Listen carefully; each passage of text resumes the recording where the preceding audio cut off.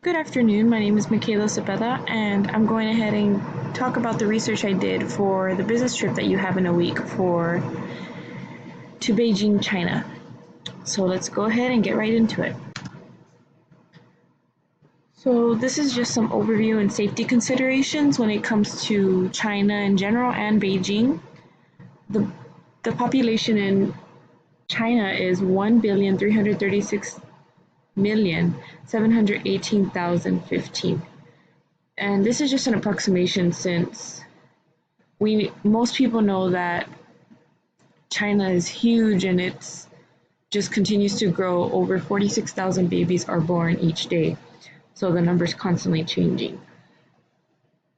The primary religion is atheism, but there are other legal religions such as Buddhism, Taoism, Islam, Catholicism, and Protestantism. The weather in May for the trip, which would be next week, is roughly around 50 to 70 degrees Fahrenheit. This is usually what it is in the month of May, and it has a 53% average humidity, so you can go ahead and know how to plan accordingly based on your own preference of how you how you feel in the weather. The majority of the month of May is clear and sunny, so there would only be a very slight chance of drizzle. When it comes to currency exchange, you're able to use the US dollar in places such as the hotels and for guides. But when it comes to local places like restaurants, street vendors, and little convenience stores, those do use a Chinese yuan, and you aren't able to use the US dollar. Ho- Hotels and shopping malls, however, they accept major credit cards, and you can also take out cash in the hotels, but it does come with a premium, and sometimes it can take over a day for you to actually get the cash. So I would recommend to exchange a good amount of money here in the States so that you don't have to really deal with the issue when you're over there. But if worse comes to worse and you do, it's better to go to the office of Bank of China if you're going to have to take out cash there. As for the flight information, it is an 18-hour flight from San Antonio, which is where you would be leaving, and you would arrive in Beijing at the airport there, which is Beijing Capital International Airport. For transportation, there's the metro, there's trains, so those are for going maybe longer distances if you're going to be traveling all the way across Beijing. But if you're just staying within close quarters, it's recommended to take a taxi since they are pretty cheap. And the only thing to note is to make sure to write the directions down in Chinese because most, if not all, drivers don't speak English. And off of that, their primary language in Beijing is Mandarin. And some of the some of the words and phrases I have provided in the report, some simple words like hello, how are you, yes and no, and it gives a little pronunciation. But I also provided at the end a link to where you can go learn more words maybe. Okay, going on to immunizations and vaccines. There is a lot recommended since it is such a large, crowded city. Some of these include influenza, pneumonia, chickenpox, hepatitis A, hepatitis B, typhoid, polio, and rabies. Okay, now we're going to go into the meeting etiquette.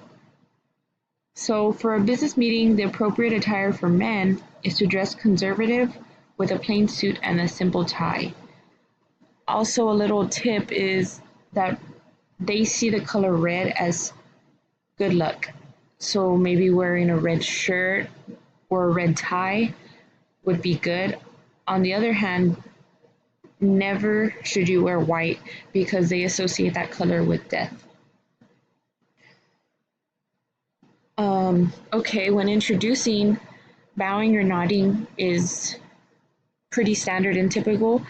However, if they initiate a handshake, then it's okay to give a handshake, but don't do it unless they initiate it first because that might not be the norm yet.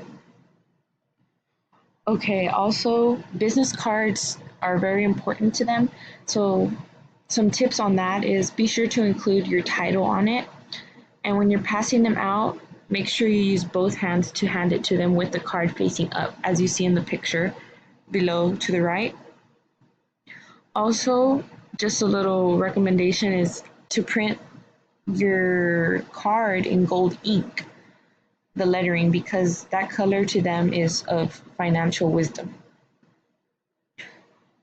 Okay, when it comes to time, there's a huge importance that they place on time. So arrive early, even up to an hour early to the meeting, because it shows to them, it shows how serious you're taking that meeting.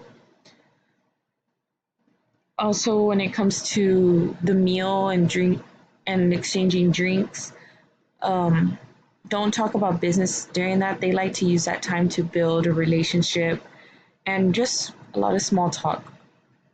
They're, like I said right a little while ago, they're really big on building relationship and trust. So don't dive into the business right away. They don't do that. Okay, so when it comes to negotiations, the most senior person should be acknowledged first, and they're the ones who have the authority. So when you first come in or whenever you're negotiating, make sure that you're getting it across to them because they're the ones who would ultimately choose. Also, the Chinese tend to use indirect communication, which means, or for example, when it comes to like answering yes and no, they won't just straight say yes or straight say no. In fact, they really don't even use the word no because they see that as disrespectful. So if you disagree on a topic, use more of an indirect approach to answering it and don't just flat out say no. Also, they place a huge importance on face, or as they call it, mianzi. And pretty much what this means is they like to gain face. So it's seen as something to build their reputation and it's seen prestigious. If they invite you, let's say, to a banquet, it's good to say yes and not no because y'all will both be gaining face and that's what they like. Also, when it comes to signing contracts, when they sign a contract that isn't the final word because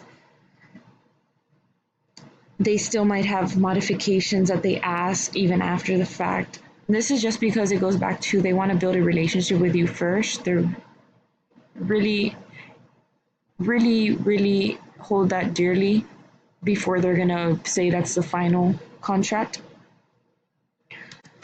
Okay, so social aspects of business. Drinking is a must when it comes to having a meal with the Chinese. So if you don't drink, make sure to let them know before you meet with them, even I would say as early as today, because so they won't see that as disrespectful or rude. And also leaving leftovers on your plate and even like as on the table because usually it's like a family dinner towards a bunch of sides and you pass it around, leaving those with food in it, that's seen as polite. And when it comes to gifts, small gifts are okay to take and good to take. Maybe like something that's only from the States that they don't have there, like chocolates or some sort of candy, they would like this. So other considerations and other tips, the Chinese, they like their personal space, so don't be too close to them. Give a good amount of range. Also, do not use any pointing to point them at. If you have to or you forget, use your whole hand to direct to someone. And off of that, keep hand gestures to a minimum. Some recommendations, I put some websites here. As I said earlier, the one to practice Mandarin is located right there at learnchinese.com. And there's another article there for some tips, survival tips, they say, on business trip travel to Beijing. And lastly, there's some travel information at the travel.state.gov regarding passports and things like that. Here are my references that I used for my research. They will also be included on my report. And thank you. If you have any questions or anything, don't hesitate to ask me, and I can go ahead either do more research or answer the questions more thoroughly. Thank you.